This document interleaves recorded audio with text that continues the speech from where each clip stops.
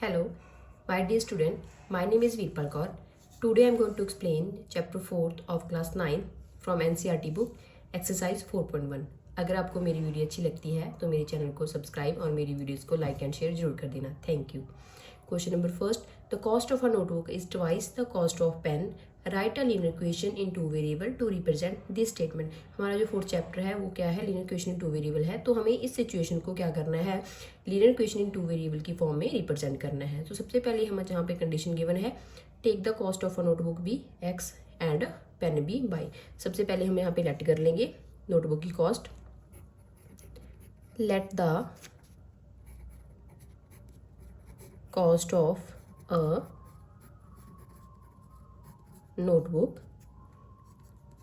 Rupees X. और हमने क्या कर ली, पेन की कॉस्ट लेट कर ली by cost of a pen. क्योंकि हमारा चैप्टर का नाम लीनियर इक्वेशन टू वेरिएबल्स है तो हम यहाँ पे दो वेरिएबल लेके चलेंगे वाई. अब हमें कंडीशन गिवन है कॉस्ट ऑफ अ नोटबुक. जो नोटबुक की कॉस्ट है मीन्स कि एक्स, वो पेन की कॉस्ट का ट्वाइस है. तो नोटबुक की कॉस्ट पेन की कॉस्ट का ट्वाइस. ट्वाइस मतलब 2 इंटू वाई. तो अब हम क्या करेंगे, इसको इस साइड ले आएंगे. तो x minus 2y equals to 0. ये हमारी लीनियर इक्वेशन बन गई in two variables. x minus 2y is equals to 0 is the linear equation in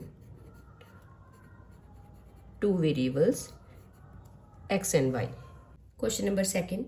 Express the following linear equations in the form of ax plus by plus c equals to 0 and indicate the values of a, b and c in each case. हमें क्या करना है, in linear equations को general form में क्या करना है, general form की इक्वेशन में एक्सप्रेस करना है और बाद में हमें a, b और c की वैल्यू लिखनी है. तो सबसे पहले हमारी जो जनरल इक्वेशन होती है वो होती है ax plus b y plus c equals to 0. हमें इस इक्वेशन को इस फॉर्म में रिप्रेजेंट करना है. तो जहाँ पे ये हमारा जो c है ये कांस्टेंट होता है, इसको हम इस साइड शिफ्ट करेंगे. 2x प्लस 3y पॉजिटिव है, इधर आ कीजिए नेगेटिव हो जाएगा, इक्वल्स टू 0. अब हम क्या करेंगे, कोफिशिएंट्स को कंपेयर करेंगे. a, तो a की वैल्यू क्या आ जाएगी, जो x के साथ होता है वो हमारा a कोफिशिएंट होता है, y वेरिएबल के साथ b और जहाँ पे हमारी कांस्टेंट टर्म. तो x की वैल्यू a की वैल्यू क्या आ जाएगी जहाँ पे 2 एंड b को कंपेयर करेंगे तो b की वैल्यू आई है 3 और कांस्टेंट टर्म जहाँ पे पॉजिटिव है और हमारा नंबर क्या आ रहा है नेगेटिव, तो हम लिखेंगे माइनस 9.35 बार. नेक्स्ट हमारा सेकंड क्वेश्चन, इसको भी हम क्या करेंगे जनरल इक्वेशन में साथ कंपेयर करेंगे. ये इक्वेशन हमारी ऑलरेडी क्या हुई है, एक्सप्रेस करी गई है इसी फॉर्म में, तो हम इसके सिर्फ वेरिएबल्स ही कंपेयर करेंगे. एक्स को एक्स के साथ कंपेयर करा तो ए की वैल्यू आई, हमारे कोफिशिएंट की वैल्यू आई 1, बी की वैल्यू आई यहाँ पे माइनस है और ये है 1/5 तो माइनस 1.5 एंड सी की वैल्यू आई हमारी minus 10.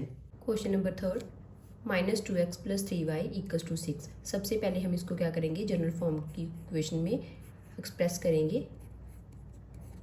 ax plus b plus c, तो सी हमारा इस साइड है कॉन्स्टेंट टर्म, इसको शिफ्ट कर देंगे. Minus 2x plus 3y minus 6.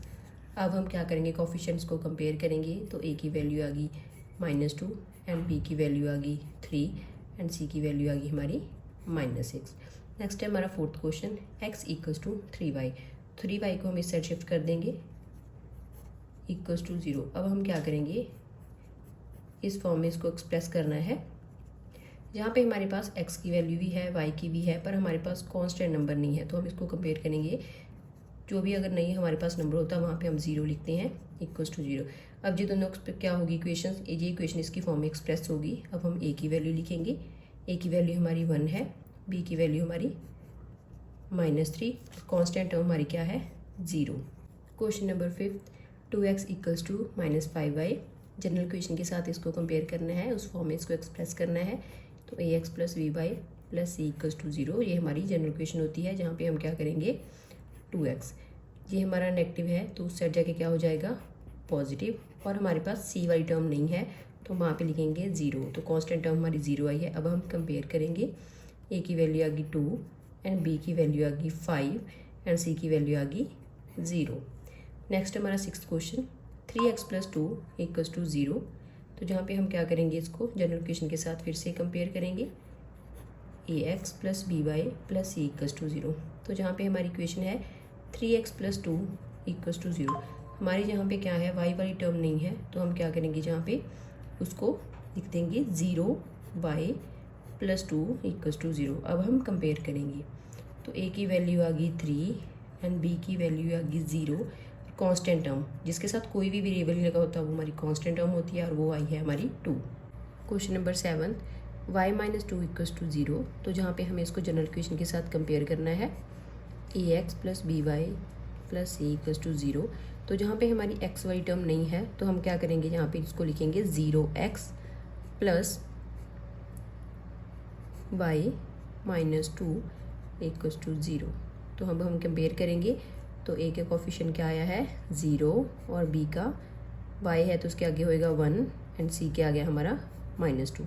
Next हमारा 8th question, 5 equals to 2x। सबसे पहले हम इसको रीअरेंज कर लेंगे, तो 2x इक्वल्स टू 5। नेक्स्ट हम क्या करेंगे, 5 को इस साइड शिफ्ट कर देंगे, तो ये पॉजिटिव है, इधर जाके ये नेगेटिव हो जाएगा। अब हमारी जहाँ पे y वाली टर्म नहीं है, तो हम इसको लिख लेंगे 2x plus 0y minus 5 equals to 0। General equation के साथ अब हम इसको कंपेयर करेंगे, a की वैल्यू हमारी 2, b की वैल्यू 0 और c की value -5। This is our final answer.